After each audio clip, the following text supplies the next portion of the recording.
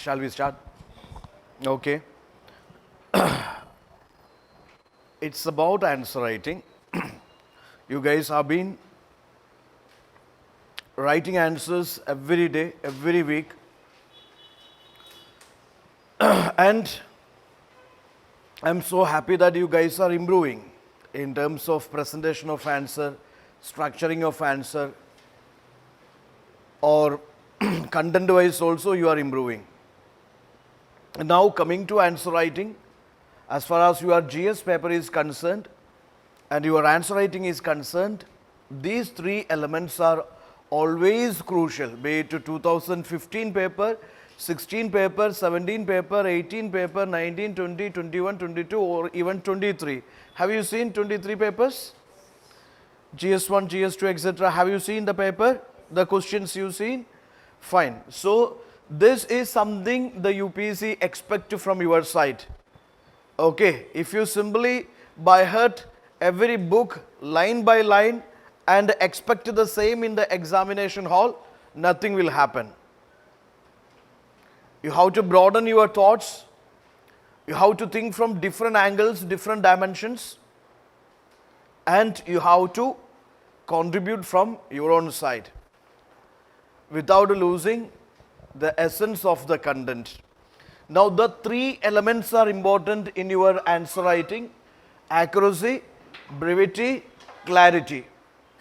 Whatever your answers, whatever the word limit, be it GS1, GS2, GS3, GS4, whatever, 10 marker questions, 15 marker questions or 20 marker questions, whatever, these three things are very much essential with your answer writing. One is accuracy, another is brevity. What is accuracy?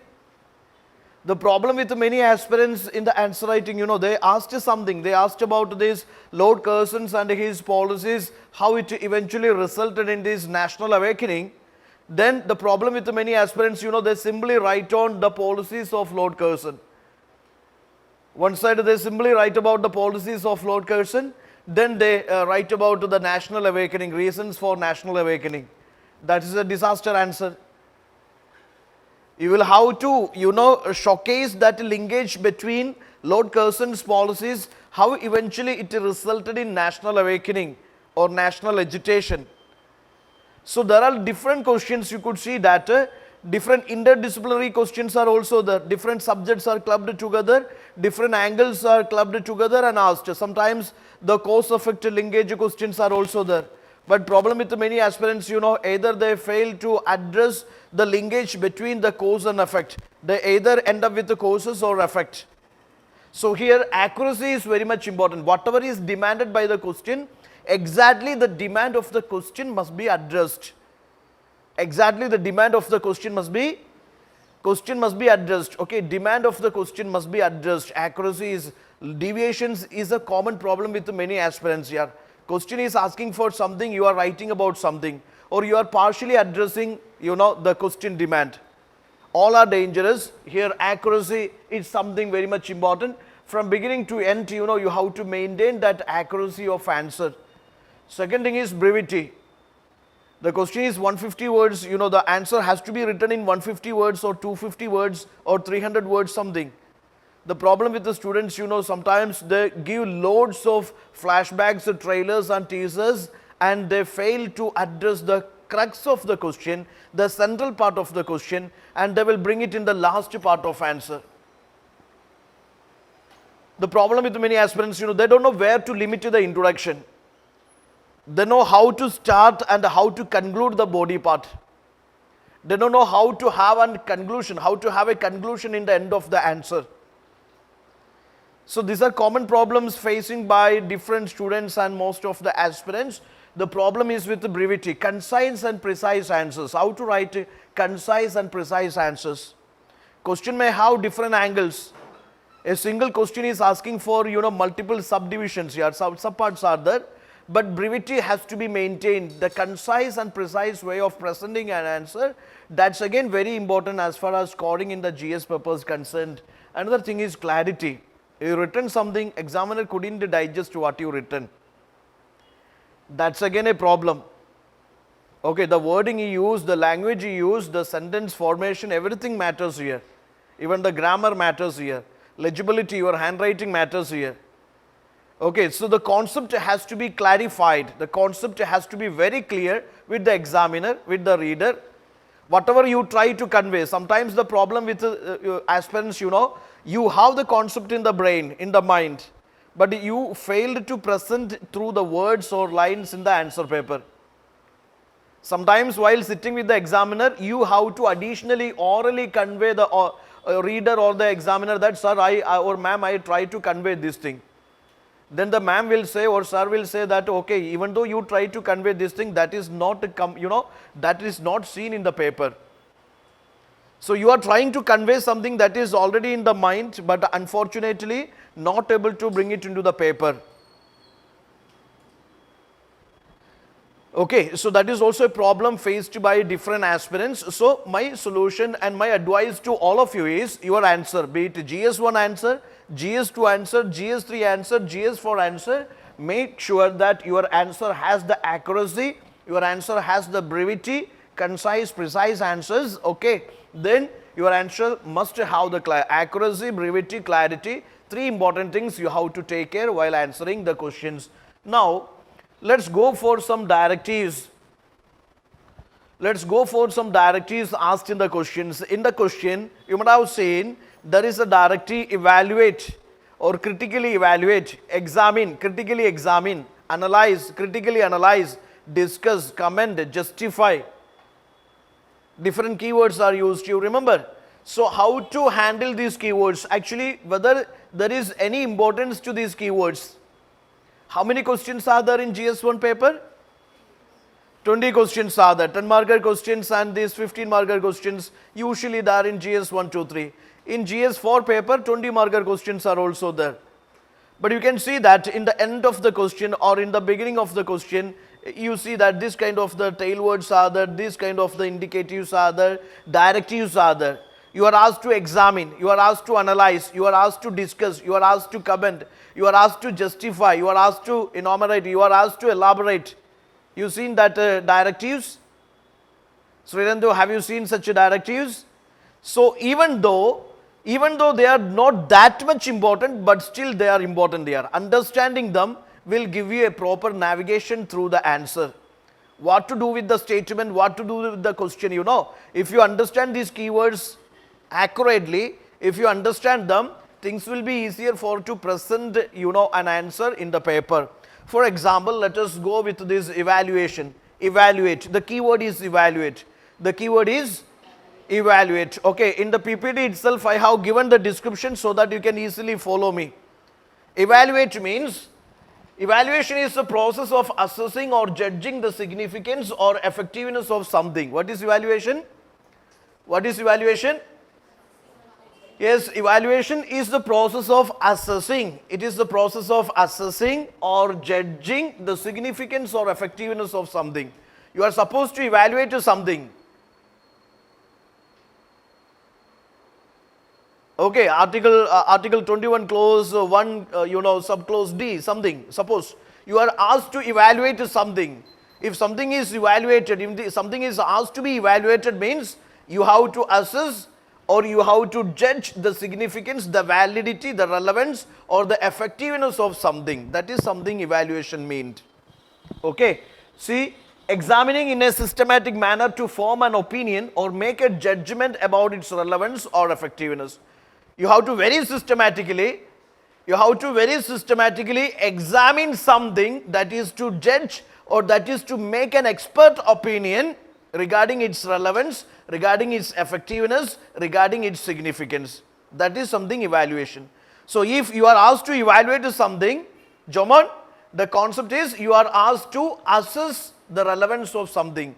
You are asked to make an expert opinion on relevance or effectiveness or significance of something. So it is assessing or judging or making an expert opinion by examining the facts or the data or the case studies given there systematically. You have to examine the case study or the data or the concept given there. You examine it very systematically. You have to assess it, you have to judge it, and you have to make an expert opinion. Either you have to assess it thoroughly judge it thoroughly, make an expert opinion regarding its relevance, significance, effectiveness or validity. That is something evaluation. You check something, the data, the survey, or maybe the report, or the statement, okay, or the case study, you judge it, you assess it, you examine it, very, thoroughly you examine it, and you will find out the relevance or the significance or validity of that. Okay, for example, evaluate the policies of Lord Curzon and their long-term implications on the national movement. This was a previous year's question, you remember? Evaluate the policies of Lord Curzon and their long-term implications on the national movement. 150 words, 10-marker question. So here you are asked to evaluate the policies of Lord Curzon and implications on the national movement. If that is the question, what you are supposed to do? What you are supposed to do? What you are supposed to do? If the question is evaluate the policies of Lord Curzon and the long-term implications on the national movement. For making you understanding, see what I say, we have to list each policies of Lord Curzon. You must have an idea about the policies of Lord Curzon, assess the implications on its national movement. You must say how the policy reforms of the Lord Curzon, how it impacted this national movement, what are its implications on national movement, then summarize, conclusion. You can summarize or give an opinion of it in the conclusion. So Lord Curzon is a person you study in the modern history. He is known for many of his reforms, many of his policies, foreign policy, economic policy, educational policy, division policy, so many things he done. So how those policies, impacted Indian national movement, whether it impacted positively, negatively, whether they have long-term implications, short-term implications. Okay, very simple, just get into this.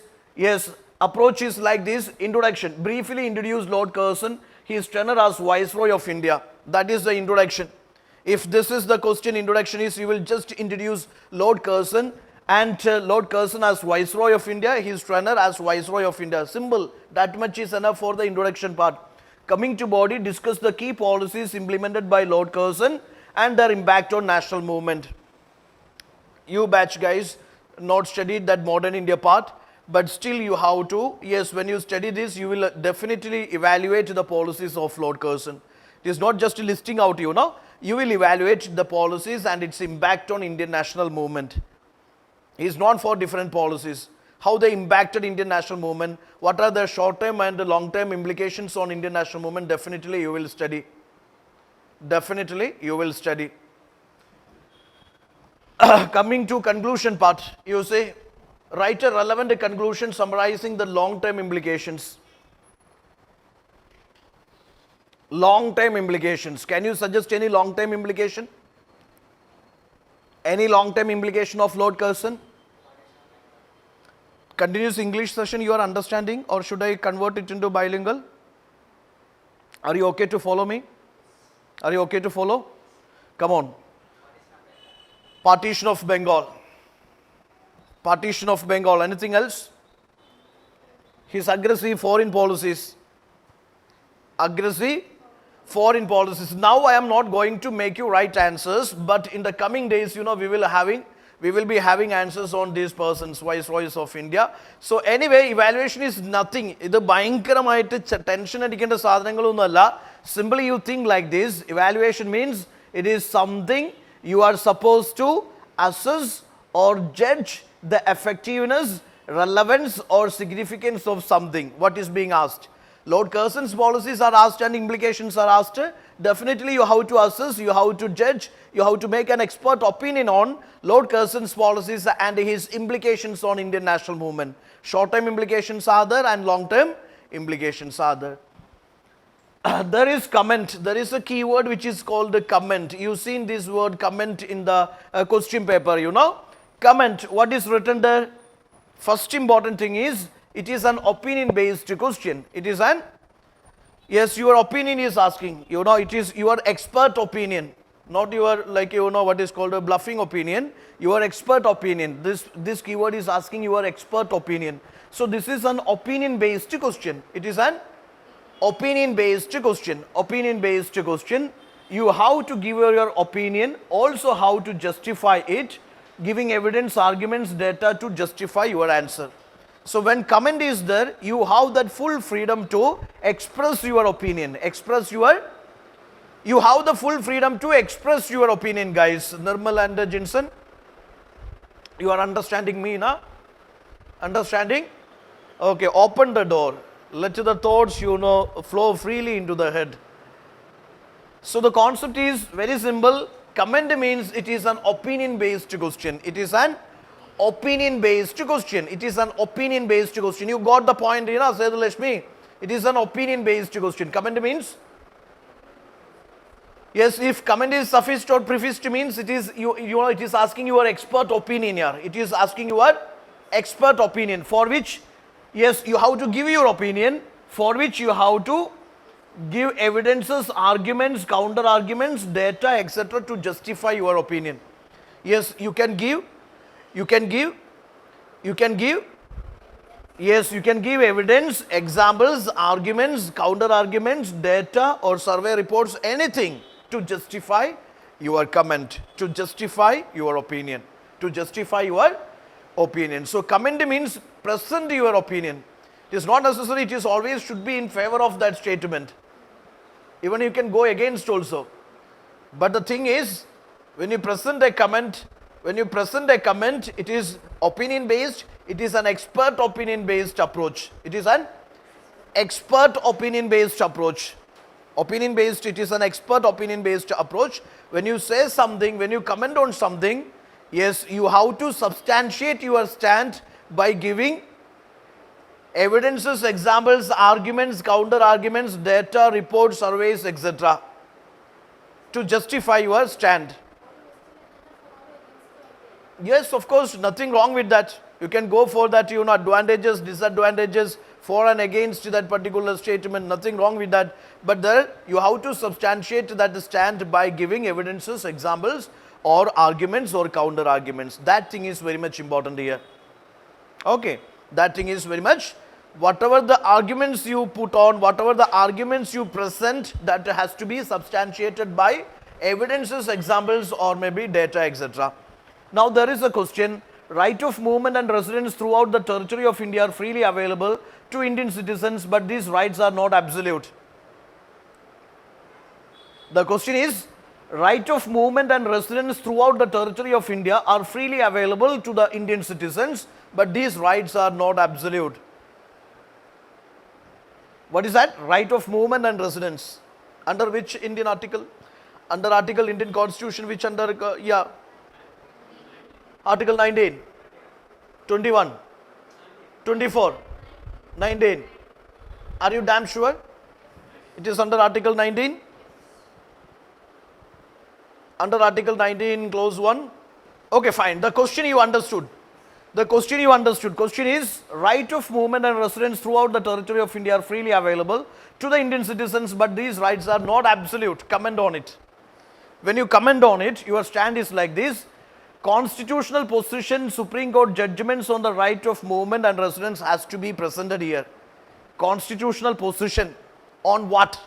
Movement and residence. Okay, constitutional position on the same has to be presented, and Supreme Court judgment on the right of movement and residence has to be presented here. Restrictions on it which make these rights are not absolute. Another thing you have to address here is, you have to comment on here is, yes, restrictions on the same right which make these rights not absolute. This is not absolute right. Am I right?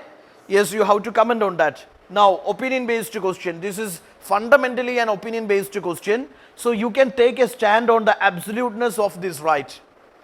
This right is not absolute. Am I right? This right is not absolute. The right to this movement and to this property, residence is not absolute. So here, since it is an opinion based question, comment is the directive used here. Yes, you can take your stand on the absoluteness of this particular right. You can take your stand means that has to be an expert stand. Supported by sufficient data, examples, or if you have case studies, that also. Okay, that is something expected from your side for this question. Yes, approach is like this. What is the approach? Introduction, I go like this. Begin with a brief overview of the rights to freedom of movement and residence under Article 19 Clause 1 Subclause D, okay, and E of the Indian Constitution, and mention that these rights are not absolute. So that is something the way of, yes, common introduction. You will present this. The question is about that particular, yes, right of movement and residence, and it is not absolute, okay. So my presentation is a brief overview of the rights of freedom of movement and residence under Article this 19 Clause 1 Subclause D and E presented here, and mentions these rights are not absolute. Okay, that is what something my introduction part is. Body part is divide the main content into subsections discussing, yes, the provisions of this particular article, reasonable restrictions under this Article 19 Clause 5, in the interest of general public, national security, protection of scheduled tribes. So if it is not absolute, reasons are there that has to be enlisted, why it is not an absolute right. Okay, that side also has to be balanced here. Notable judgments from the Supreme Court of India that uphold constitutionality of these restrictions. Conclusion, write a relevant conclusion. If you feel this absoluteness is fine, yes, of course, take a stand. If you feel some problems with the absoluteness, take a stand. But that has to be a very genuine expert stand. You must have sufficient data to substantiate your stand, justify your stand. Okay. So understanding the keywords, that will save you in the final paper of this UPSC. How to approach an answer, that is very much important. There the directives play a crucial role as far as the approach of an answer is concerned. Got the thing? Yes. May I change this? There is a keyword enumerate. There is a keyword enumerate. What does it mean? Enumerate means, Jinsen? Enumerate means? Enumerate means writing down a list of all points. Enumerate. Enumerate means list out. You list out the features, salient features of the Indian Constitution, salient features of the Indian society, characteristics of the Bhakti movement. Suppose the keyword is directive is enumerate, you are supposed to write down a list of all the points related to that particular question. You understood what I said? Yes. One has to simply write in points in order about that given statement. So this is something, a statement is given, you are asked to enumerate means, of course, you must write down the points in an order that is, suiting the context of the question. Enumerating the salient features of the Constitution. There was a question. You remember this question? Yes, this was a previous year question. Okay. Pala era is the most significant phase in the history of Buddhism in India. Enumerate. Pala era is the most significant. It is the most significant phase in the history of Buddhism in India. Enumerate is the keyword used here. If that is the keyword used here, your stand has to be like this. You must say, yes, you must list out the contributions of these palas to this rise and growth of this Buddhism popularity. Am I right? They contributed a lot to this Buddhist literature, Buddhist art, Buddhist architecture, Buddhist promotions, etc. Am I right? You have to list out their contributions. You have to list out the contributions of palas to this Buddhism. Okay, why or how these palas popularized Buddhism in that particular age. Yes, we have to list out the features and facts that make the Pala era an important episode in the Buddhism history of India. Am I right? Why these palas? Why this palas phase is an important episode in the history of this popularity of or spread of the Buddhism in India? What all things they have done for the spread of Buddhism, or what all things they have done for popularizing Buddhism? What are their contributions to Buddhism in the field of literature, in the field of architecture, in the field of art forms, how they popularized Buddhism? Okay, that thing you have to present it clearly. Introduction. Begin with highlighting the Pala age as a very crucial chapter in this evolution of Buddhism in India. You can say the timeline of the Pala age, why the Palas are significant patrons of Buddhism. Okay, that can be introduced in the introduction part of the answer. Body, identify and mention the key reasons for the significance of Pala age. You have to identify, you have to mention the key reasons for the significance of Pala age. Yes, Pala age, why it is significant in the spread of Buddhism, popularity of Buddhism. Can you suggest to me some contributions of Palas to Buddhism? Mandesh? Pala's miniature painting. Pala miniature painting, earliest tradition of the miniature painting started by Palas, and their theme was Buddhism. They revived the universities, different Buddhist universities, learning centers. Vikramshila universities there, Nalanda universities there, Gopala, Dharmapala, different Pala rulers. Construction of many chaityas and viharas. Many literary works done during this time. Many Buddhist scholars and priests patronized by these Pala rulers. Embassies to different parts of the world, Buddhist embassies to different parts of the world. So the question is, yes, you have to list out their achievements, their contributions to make this Buddhism popular. Am I right? That is something you are supposed to ask here. There is a question word elucidate. There is a question word elucidate. Elucidate. What is elucidate? Elucidate. To make something very clear. To make something very clear. Okay. Elucidate means to make it clear. Bring out the cause-effect linkage more clearly, citing evidences and examples.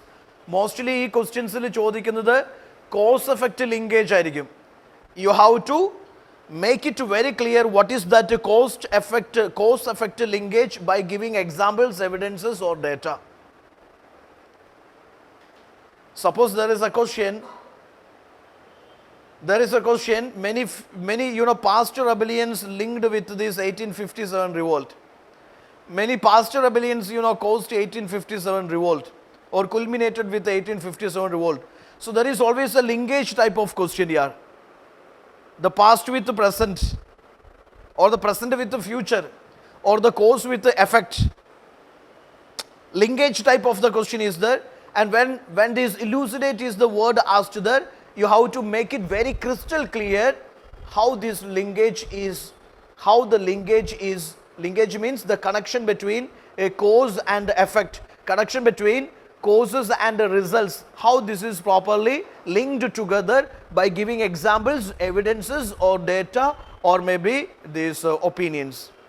Okay, so this elucidate is the word which asks you to make it clear, make something very clear, make something very clear. If this word is suffixed or prefixed to a statement, means you have to make that statement very clear by giving examples, evidences, etc. Mostly bring out the cause-effect linkage more clearly, citing evidences, examples.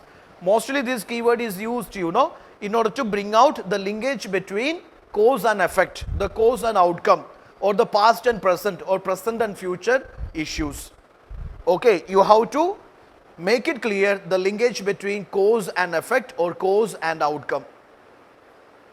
Got it? Fine. There is a question, 1857 uprising was the culmination of the recurrent big and small local rebellions that had occurred in the preceding 100 years of British rule. Elucidate. There is a keyword used, elucidate. And this is asking, the question is asking 1857 uprising. 1857 uprising was the culmination of recurrent big and small local rebellions which happened in the preceding 100 years of British rule.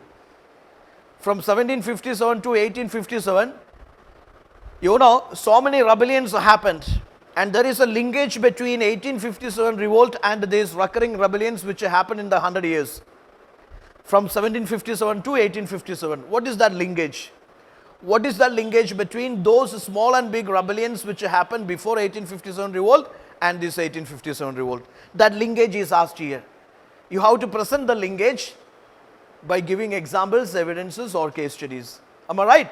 Question saying that many rebellions which happened before 1857 revolt, you know, yes, they both have the common characteristics. What is the linkage between those rebellions which happened before 1857 revolt and how they eventually resulted in a total rebellion in the form of 1857? Kavya, this is something the question is asking. That linkage you have to clearly present by giving examples, evidences, etc. Yes, my approach was like this.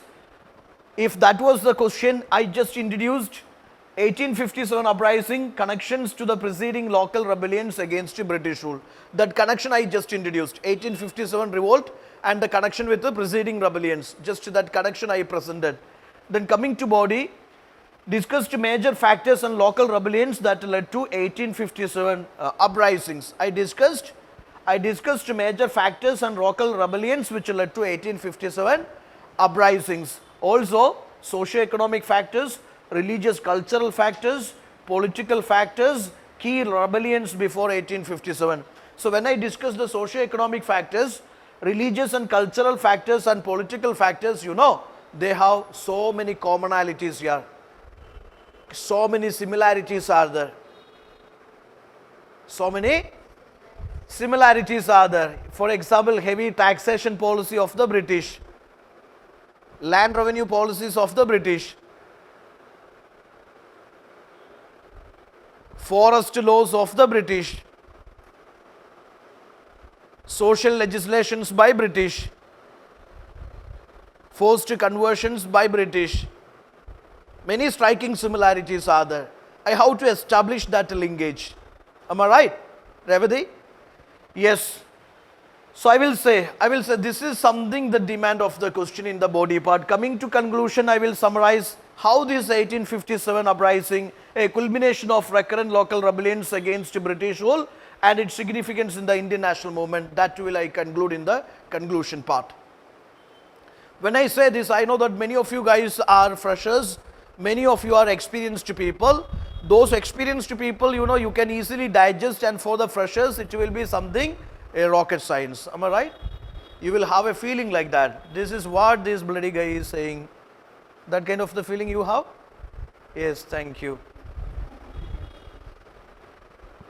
But I am telling you, this is something you will excel only through practice, nothing else. You must have an understanding about this. Then rest of the things, you know, it is only through practice it will happen. Swimming is not in the dictionary you learn, you know. That is in the pool you learn. Am I right? Driving is not in the bedroom you learn. Driving you learn in the car or in the bus or in the tractor, something. Cycling is also same thing. Similar way, this process, you know, I could, you know, just what I say, you know, ഒപ്പിയെടുക്കാൻ പറ്റും നിങ്ങളുടെ ആ body ലാംഗ്വേജും facial എക്സ്പ്രഷൻസും വെച്ചിട്ട് എനിക്ക് ഒപ്പിയെടുക്കാൻ പറ്റും നിങ്ങളുടെ ഉള്ളിലുള്ള ചിന്തയും ഭാവവും വികാരങ്ങളും എന്തൊക്കെയാണെന്നുള്ളത്. Anyway, please try to understand basic idea you have. When you practice it n number of times, you know, automatically it will come to your mind and heart. Yeah.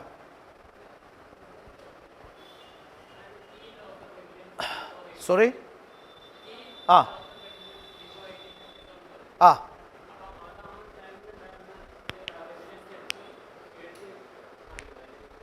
No, I am saying that I am trying to connect these previous rebellions with this 1857 revolt, for which I have to present some previous rebellions also.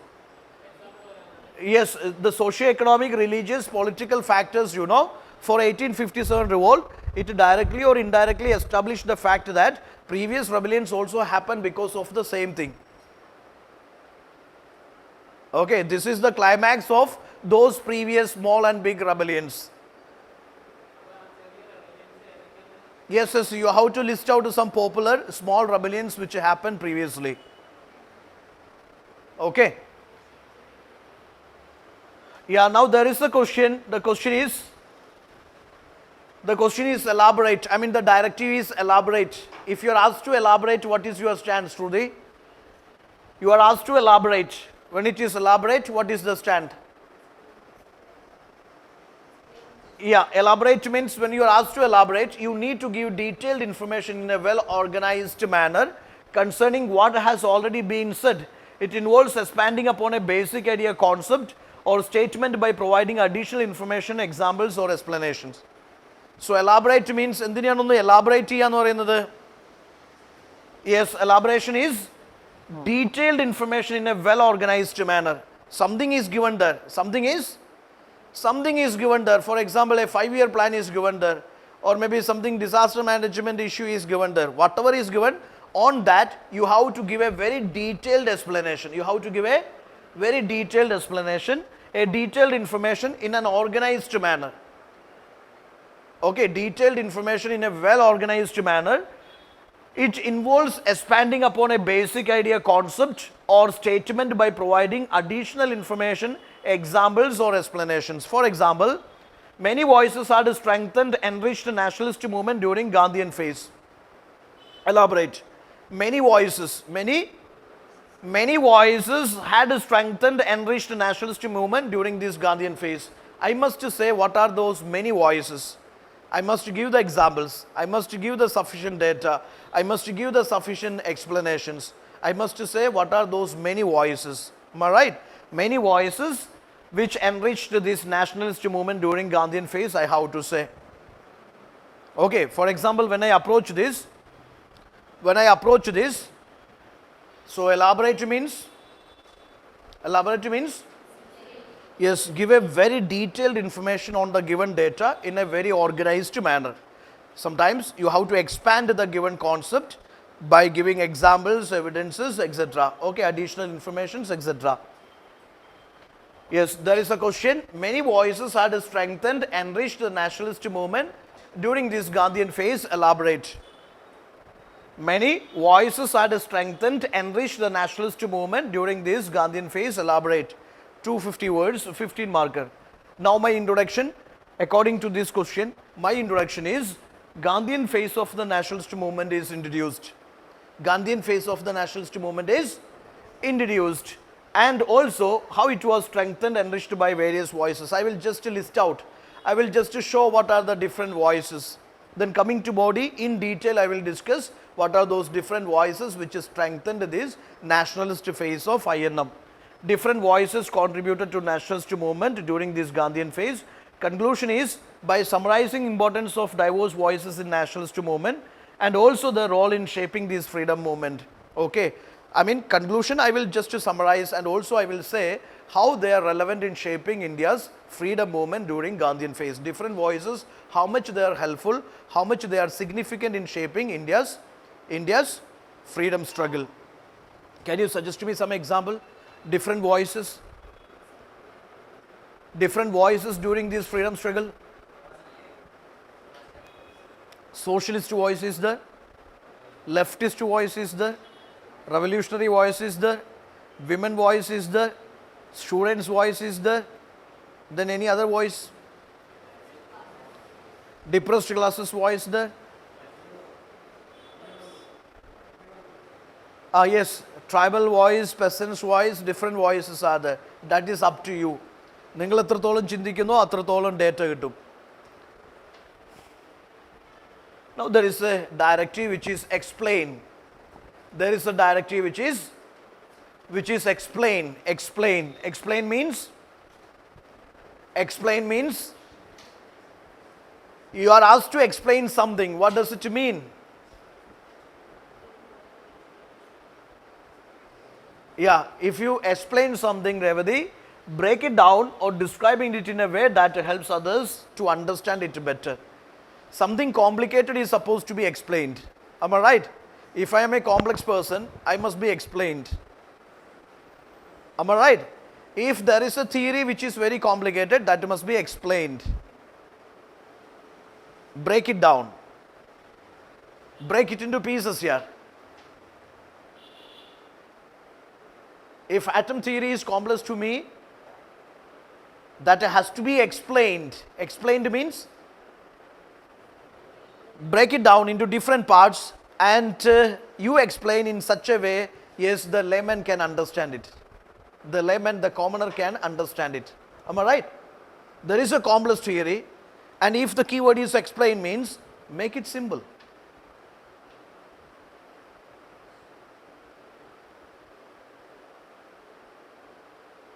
Okay. So explain means break it down or describe it in such a way that anyone can understand it.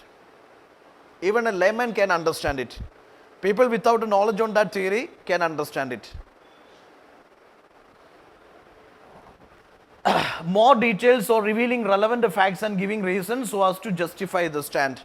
Okay, sometimes you have to give more details, more explanations, more examples, more evidences to justify your stand regarding that theory or regarding that particular data. Ria, you understood?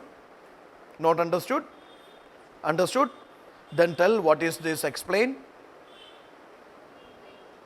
Break it down or describe in detail in order to make others understand that concept. Am I right? Simple. For which you have to give more details, more informations or more relevant data or facts or reasons to justify that concept, that theory or that stand. Simple.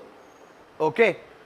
E-governance is not only about utilization of power of new technology, but also much about the critical importance of the use value of information explained. Should I read it again, Sri Lakshmi? Should I read it again? Yes. E-governance is not only, you listen carefully, e-governance is not only about the utilization of the power of new technology, not only about the utilization of the power of new technology, but also what? But also what? Much about the critical importance of the use value of information. Use value of information.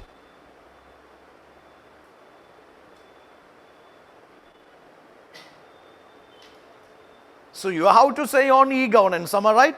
No doubts, you have to say on e-governance. Then what is next? What is next? You have to write in detail. You have to write in detail. You have to explain. You have to expand. What? Power of new technology used in it and the use of or the crucial role of that use value information in e-governance. You have to write in detail new technology in e-governance and power of new technology in e-governance and power of this use value information in e-governance. Simple. Write about e-governance and write in detail about power of new technology in e-governance and power of use value of information in e-governance or crucial role of use value of information in e-governance. Simple. That is what explain. That is what explain. So my approach is like this. Briefly introduce the concept e-governance and its objectives. Introduction.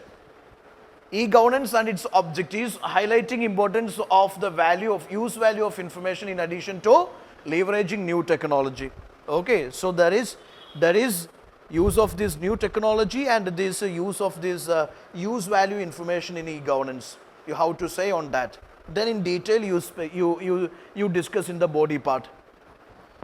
Discuss various aspects of use value of information like data on government functioning in e-governance initiatives, relevance, accessibility, applicability, transparency, yes, citizens' participation. So yes, how these transparency, accountability, responsibility or this efficiency, accessibility, applicability, etc. is conveyed or etc. is availed through this use value information and this what is called a new technology.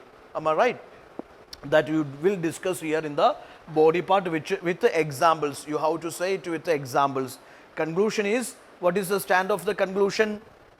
Sum up the importance of focusing on use value of information in e-governance and how it contributes to better services delivery, enhanced transparency, increased citizen engagement in e-governance. Am I right?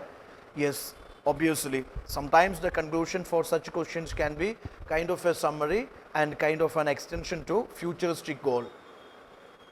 Okay, so nothing. Explain means write in detail about the e-governance and its objectives, about this use value information in e-governance and this Power of new technology. Am I right?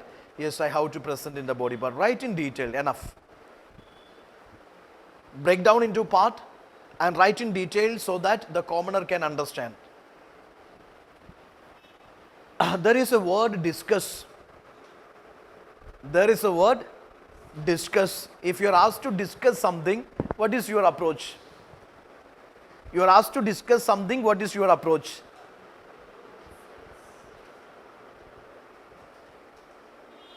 You are asked to discuss something, what is your approach? Adira, what is your approach? Both the sides. Fine, good. Both the sides. Again?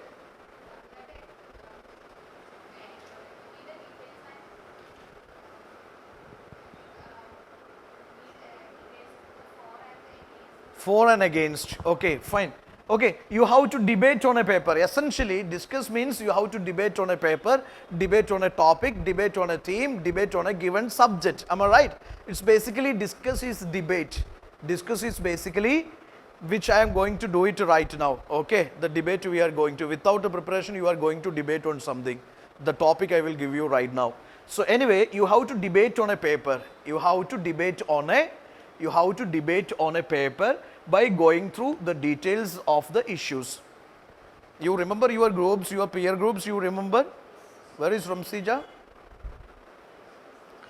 Eh? She will come. Fine.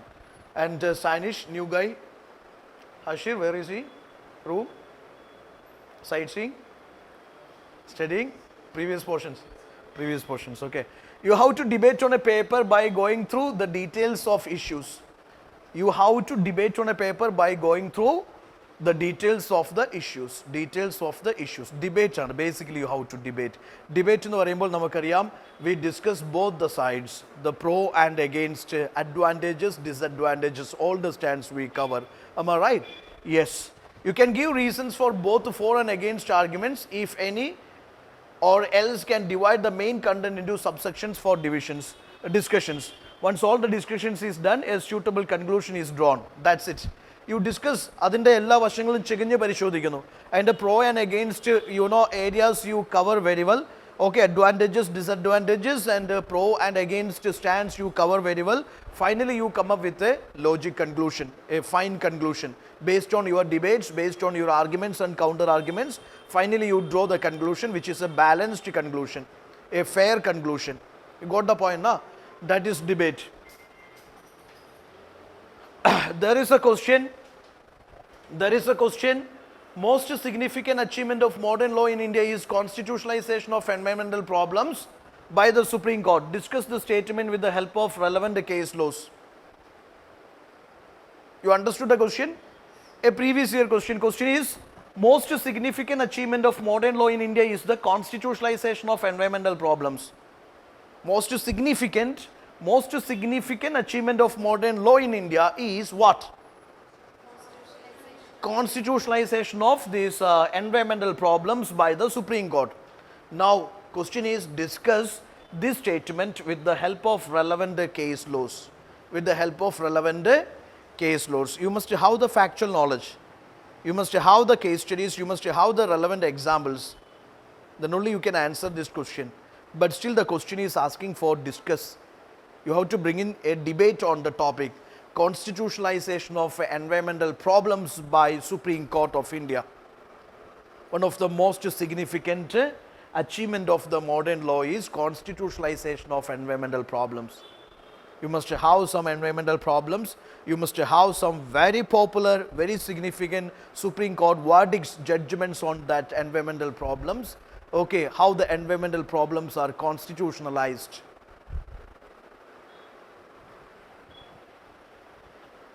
Yes, my introduction is like this, an overview of the important environmental protection in India.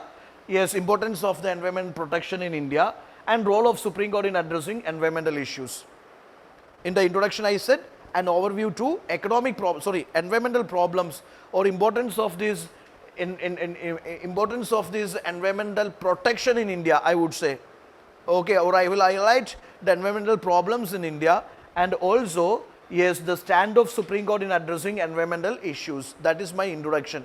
Coming to the body, I divided it into subsections. When it is a debate, keep in the mind, yes, you can divide the topic into subsections. When it is discussed, you can divide it into subsections. I divided it into subsections. Okay, my divisions are like this. Yes, expansion of the right to life. Expansion of right to life. Integration of international environmental principles in Indian law. Application of public trust doctrine, recognition of state citizen responsibilities in protecting environment. You see, different strands I can bring into the body part. I divided the topic into subsections in the body part. And the question is also asking, discuss statement with the help of relevant case laws. They are asking case laws. So I presented the case laws here. I presented different case laws to support my argument. I have my arguments here. To support that, I presented the case laws here. And the conclusion stand is emphasizing innovative interpretations of constitution and establishment of solid legal framework for addressing environmental challenges. 100 വർഷം മുമ്പുള്ള environmental challenges പോലെയല്ല ഇന്നത്തെ environmental challenges. ശരിയല്ലേ? So my stand is like this. Yes, importance of innovative interpretations of constitution. Innovative, inclusive and progressive interpretations of the Indian constitution and establishment of this solid legal framework for addressing environmental challenges. That is my way forward. I come up with the conclusion. Okay. So you see that discuss is always debate. You have to discuss all the different sides, angles of that and come up with a very valid logical conclusion. There is justify.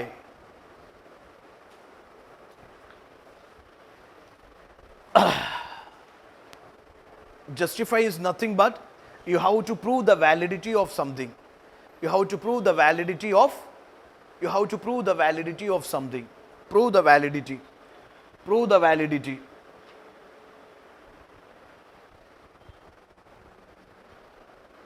For proving the validity, you can use examples, reports, committee recommendations, observations, etc.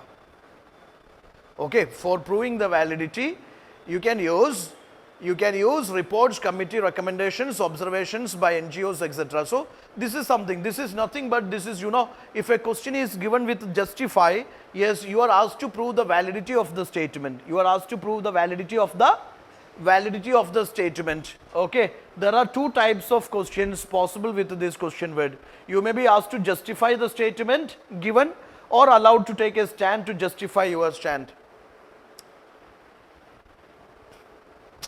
Justify means either you must justify that given statement or you must justify the stand you taken. Got the point, na? Either you justify the given statement or you try to justify the stand you taken from the statement. Jinsan? Either justify the given statement or justify the stand you taken according to that particular statement. Okay. You can use examples, reports, committee recommendations, data, survey reports, observations, etc., government initiatives, etc., for your justification of the statement or justification of your stand. Got it, Shashank? Yes. There is a question. Look into the question. Now you will say the answer. Jomon, Pradhan Mantri Jan Dhan Yojana. Pradhan Mantri Jan Dhan Yojana is necessary for bringing and bank to this institutional finance fold. Do you agree with this for financial inclusion of these poor sections of the Indian society? Give arguments to justify your option. What can be your stand? What can be your stand? Okay, Joman, if the question is to you, what will be your stand? How will you approach this question?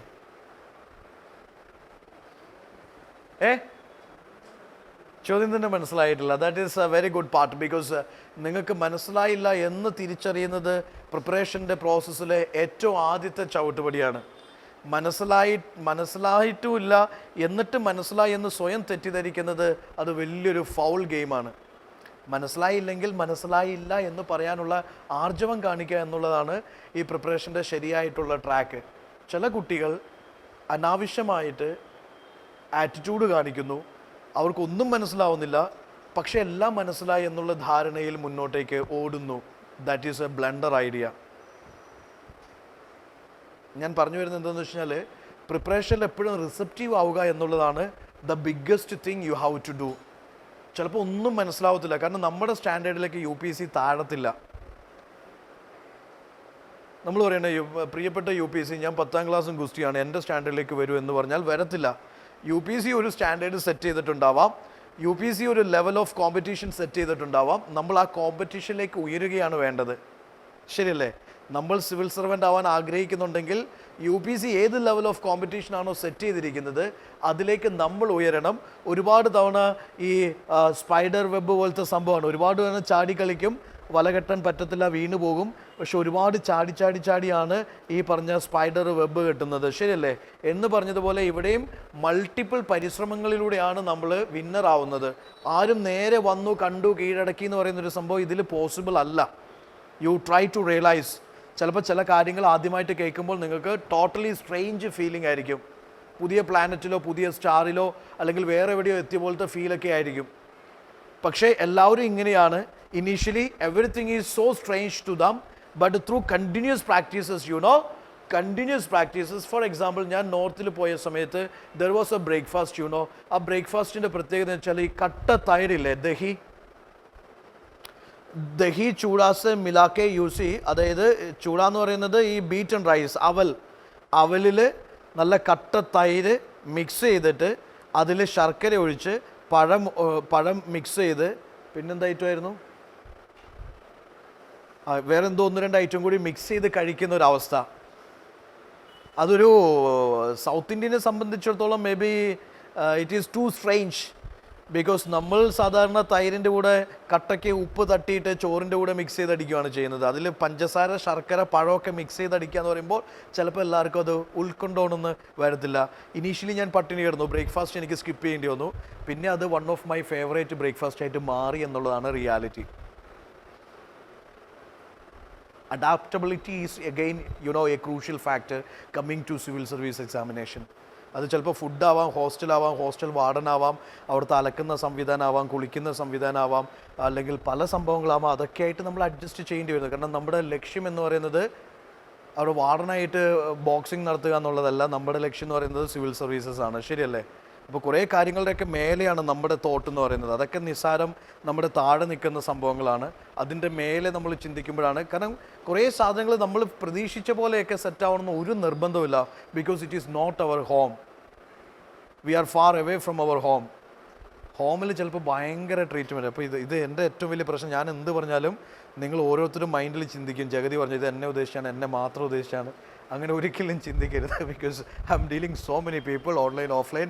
എല്ലാവരുടെ issues വരുമ്പോൾ common ആയിട്ട് ചിലപ്പോൾ ക്ലാസ്സിൽ present ചെയ്യും. അത് ഒരാളുടെ മാത്രം issue അല്ല, ഒരുപാട് പേരുടെ ഇഷ്യൂ ആണ്. അപ്പോൾ അഗെയിൻ ഡോണ്ട് തിങ്ക് ദാറ്റ് ഈ ചങ്ങായി എന്നെ കോൺസ്റ്റൻ്റ്ലി ക്ലാസ്സിൽ ഇൻസൾട്ട് ചെയ്യാണ് എന്ന് ചിന്തിക്കരുത്. Now the thing is, yes I said it. You say. Okay, you don't say, you say. Abhijit, what do you say? Justify. Pradhan Mantri Jan Dhan Yojana is necessary for bringing unbanked to this institutional finance fold. Yes, do you agree with this for financial inclusion of the poor section of the society? This scheme itself is, do you think it is sufficient for financial inclusion of every sectors, every people, poor sections, etc.? You justify the stand. What all the advantages of how much it includes that, poorer sections into that financial security, or whether it is sufficient for financial inclusion of each and every one of Indian society. If not, what all the additional things we have to take care? Okay, take your stand and justify your stand with examples. Whether it is sufficient for including everyone. If not, yes, what all the problems, the challenges or the defects of this scheme, what all additional things we have to take care. Define financial inclusion, mention how the scheme, yes, mention about the scheme, reason why financial inclusion is focused upon, talk about how this scheme brings about financial inclusion. Conclusion is, yes, this helped achieve some milestones, but there is more to go till financial inclusion is achieved in the true sense. That way you can conclude how much through the scheme we achieved financial inclusion, how much we left miserably, what all things we have to do further for the total scale of this financial inclusion.